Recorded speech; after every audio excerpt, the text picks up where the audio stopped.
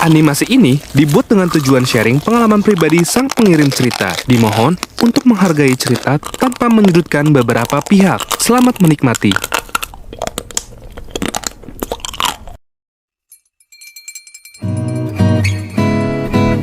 Halo, kenalin nama gue Wulan. Kali ini gue mau cerita pengalaman horor yang gue alami.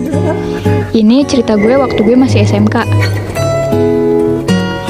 FYI, gue tuh SMK Kesehatan di Maluku. Dan pas kelas 3, gue harus ikut magang di sebuah rumah sakit yang ada di Makassar. Jauh ya? Ya jauh lah. Kalau deket kan aku sama kamu. Yuk, fokus. BTW, di sana gue magang cuma sebulan. Sebentar banget ya. Di rumah sakit itu udah satu gedung sama hotel. Dan daripada jauh-jauh, akhirnya kita nginep di hotel tersebut. Nama hotelnya sebut aja Hotel Bunga. Hotel Bunga itu hotel tua, tapi masih bagus sudut-sudut ruangannya.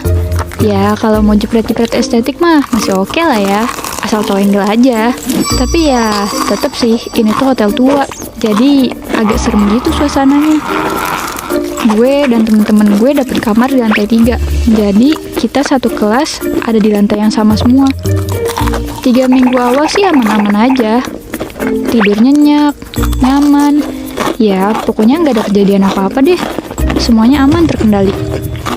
Tepat 1 minggu terakhir gue di sini, tiba-tiba pihak hotel minta kita pindah ke lantai 1 karena mau ada tamu penting yang mau isi di lantai 3. Nah, di sini gue agak mulai janggal nih. Kok bisa-bisanya kita satu kelas dipindahkan ke kamar yang ada di lantai 1? Tamunya emang sebanyak apa, woi? Ini tamu apa rombongan kondangan? Sampai mau pakai semua kamar di lantai 3. Tapi ya, gue nggak ambil pusing sih. Karena setelah pindah kamar, ternyata gue dapat kamar tipe President Suite. Gile, gede banget woi ini kamar. Kan jadi enak ya gue. Rezeki anak soleha emang gak kemana. Singkat cerita, kita pindah ke lantai 1. Hari pertama pindah ada temen gue namanya Melda. Dia itu kayak anak indigo gitu. Terus di kamar kita, dia tuh ngelihat ada cewek yang habis dibunuh gitu. Iya, persis di kamar yang sekarang lagi kita tempatin ini. Anjir, gue kan jadi merinding ya. Melda ceritain ini semua sambil ketakutan. Tapi temen-temen gue pada nggak percaya. Ya disangka cuma mau nakut-nakutin aja. Bahkan ada yang nuduh Melda tuh caper. Jujur, gue di sini sebagai orang yang netral.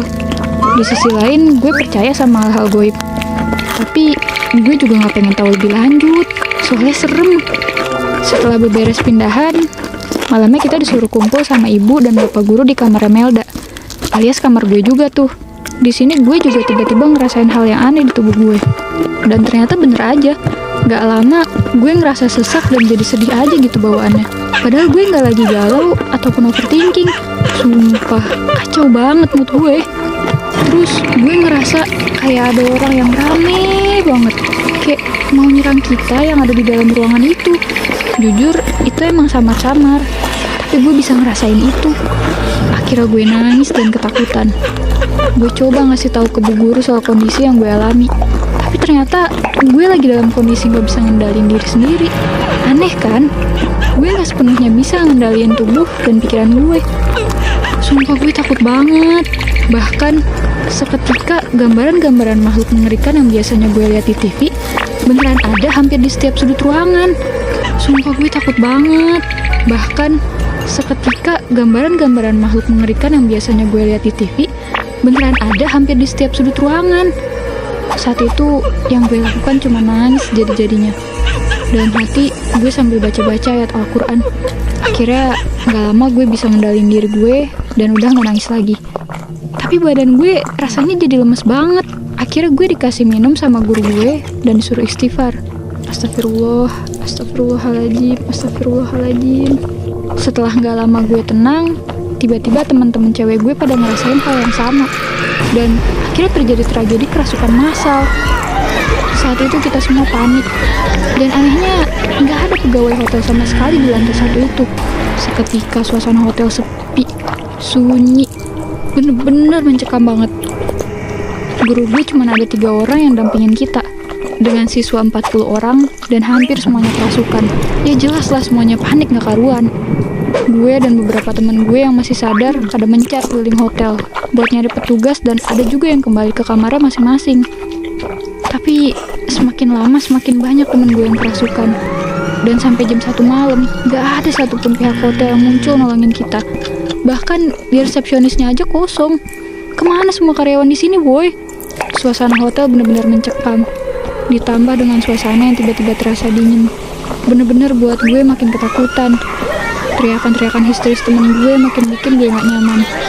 Saking gak kuatnya, guru gue minta bantuan ke teman-teman guru yang bisa bantu ini dari jauh. Bahkan kita juga minta bantuan doa ke keluarga kita di rumah. Kebetulan salah satu temen gue orang asli Makassar, yang dia juga sempat kerasukan, manggil pamannya untuk datang dan bantu ngatasin musibah ini. Namanya Pak Suhud. Katanya dia ahli soal urusan goib begini. Gak lama Pak Suhud datang, lalu mulai melakukan ritual. Komat kamit, baca mantra yang gue juga gak tahu apa yang dia lakuin. Pak Suhud bilang kalau pihak hotel yang kita tempatin ini sedang punya janji dengan makhluk gaib. Dan kebetulan kami adalah satu-satunya penghuni terakhir yang menginap di hotel ini. Mereka memiliki janji berupa tumbal 1 ekor sapi, atau setara dengan 2 manusia.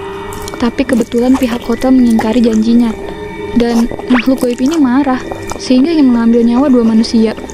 Jir, aja gile nih. Untungnya Pak Suhud cepat tanggap, dan akhirnya Pak Suhud meminta orang rumahnya untuk memotong seekor sapi sebagai ganti. Setelah semua ritual telah dilaksanakan, teman-teman gue yang kerasukan sudah sadar. Perlahan-lahan suasana hotel udah gak terlalu mencekam. Akhirnya semua selesai di jam 5 subuh, dan kami memutuskan untuk kembali ke Maluku dan tidak melanjutkan program magang yang seharusnya masih ada 1 minggu lagi.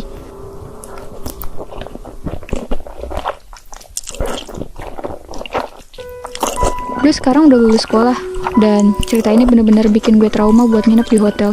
Bahkan gue cerita ini ke kalian aja masih merinding ketakutan. Pesan gue sih cuma satu, dimanapun kalian berada, apalagi di tempat baru, jangan lupa berdoa. Karena hanya dengan rahmat dan pertolongan Tuhan lah kita bisa diselamatkan dari mara bahaya maupun hal goib. Jujur, gue kecewa sama pihak hotel yang tidak bertanggung jawab, apalagi terbuka dengan hal ini. Semoga cerita ini bisa bikin kalian lebih hati-hati ya guys. Jangan lupa doa kalau menginap di tempat yang baru. Sekian pengalaman horor gue.